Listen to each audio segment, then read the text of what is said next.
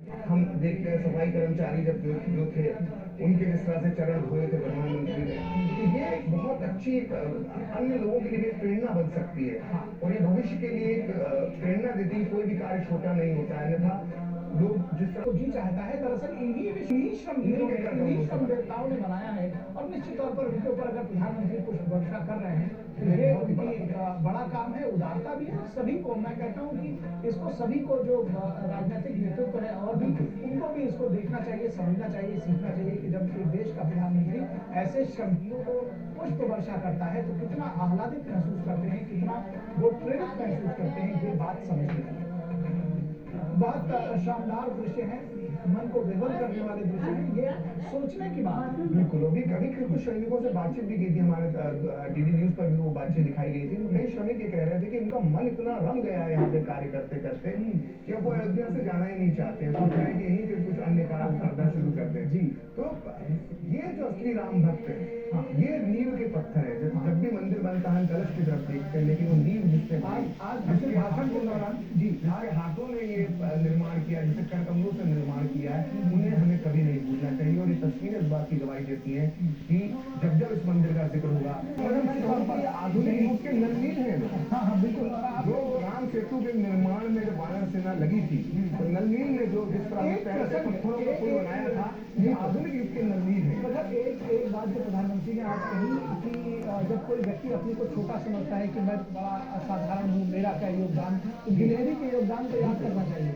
तो वो कहीं ना कहीं मेरे पसंद भी है और जो आपने नलनील से तुलना की वो भी निश्चित तौर पर इस बात की को प्रमाणित करती है। प्रधानमंत्री ने जिस तरह से इन श्रमजीवियों का, इन श्रम साध्य जीविकों का एक का अभिनंदन किया है, वो अभूतपूर्व। जी हाँ, बिल्कुल। जब राम सेतु का निर्माण हो रहा था तो मन में सवाल उठा था कि इतनी दूर तक लंका तक ये राम सेतु कैसे बनेगा, कौन बनाएगा।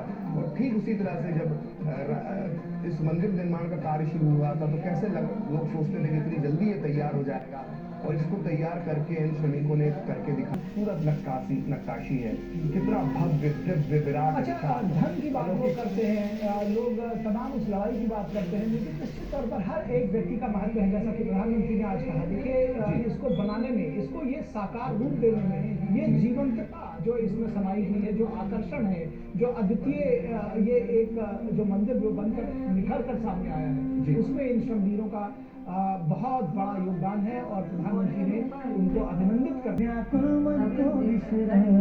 बंदूक लेके खड़ा है। अयोध्या लौटे हैं श्री राम, अयोध्या लौटे हैं प्रभु राम, अयोध्या लौटे हैं श्री राम, अयोध्या लौटे हैं। तो जो बात मैं कह रहा था जटायु के संबंध में और भगवान श्री राम के पराक्रम के संबंध में, तो जब जटायु प्राण त्यागने लगे तो उन्होंने श्री राम ने उनसे कहा कि अगर आपसे निवेदन है कि आप जाएंगे तो हमारे पिता महाराज दशरथ से स्वर्ग में मिलेंगे, लेकिन इस घटना का वर्णन न करिएगा, क्योंकि अगर मैं उनका असली पुत्र हूँ तो रावण स्वयं अपने खानदान के समेत जाएगा और इस घटना का वर्णन करेगा। तो ये राम के पराक्रम, उनके आत्मबल को भी दर्शाता है। ये जो पूरा संवाद है बहुत ही बेहतर तरीके से रामचरितमानस में दिया। ठीक है, अभी वो पीएम ने अपने भाषण में जटायु का जिक्र किया है। पीएम ने अपने भाषण में क्या बड़ी बड़ी बातें कही हैं वो हम अपने दर्शकों को बता देते हैं कि पीएम के भाषण की मुख्य बातें क्या थी। जी, सदियों की प्रतीक्षा के बाद हमारे राम आ गए हैं, सदियों का अभूतपूर्व त्याग आ चुका है। प्रधानमंत्री ने कहा कि सदियों की प्रतीक्षा के बाद हमारे प्रभु राम आ गए। मेरा कंठ अवरुद्ध है, मेरा शरीर स्पंदित है। बहुत प्रफुल्लित भी थे और भाव विभोर भी थे प्रधानमंत्री। और ये भी कहा कि वो पूरी तरह से ऊर्जा से भरे। 22 जनवरी 2024 का ये सूरज अद्भुत आभा लेकर आया है, प्रधानमंत्री ने अपने भाषण में कहा ये तारीख नहीं, नए कालचक्र का उद्गम है। बिल्कुल। और प्रधानमंत्री ने कई महत्वपूर्ण बातें आज कही। 30 मिनट का करीब का भाषण था। उन्होंने कहा कि हमें सदियों के धैर्य की धरोहर मिली है। ये धैर्य का जिक्र करना बहुत जरूरी था कि 500 साल का धैर्य है। प्रधानमंत्री ने ये भी कहा कि मैं दिव्य चेतनाओं को कृतज्ञता पूर्वक नमन करता हूँ। प्रधानमंत्री ने कहा कि अयोध्या और देशवासियों ने सैकड़ों वर्षों तक प्रभु श्री राम का वियोग सहा। उन्होंने कहा कि मैं भारतीय न्यायपालिका का आभार व्यक्त करूंगा जिसने न्याय की लाज रखी। रामलला के मंदिर का निर्माण शांति और सद्भाव का प्रतीक। बेहद बड़ी बात कही प्रधानमंत्री ने, कहा कि विजय के साथ विनय जरूरी है। राम मंदिर आग नहीं ऊर्जा का प्रतीक है। लोगों ने कहा कि राम मंदिर बनेगा तो आग लग जाएगी, लेकिन ये आग नहीं, ऊर्जा का प्रतीक है। राम आग नहीं, राम ऊर्जा है। राम समस्या नहीं, राम समाधान है। प्रधानमंत्री ने कहा कि रामलला की जो प्रतिष्ठा है वो वसुधैव कुटुंबकम के विचार की प्रतिष्ठा है।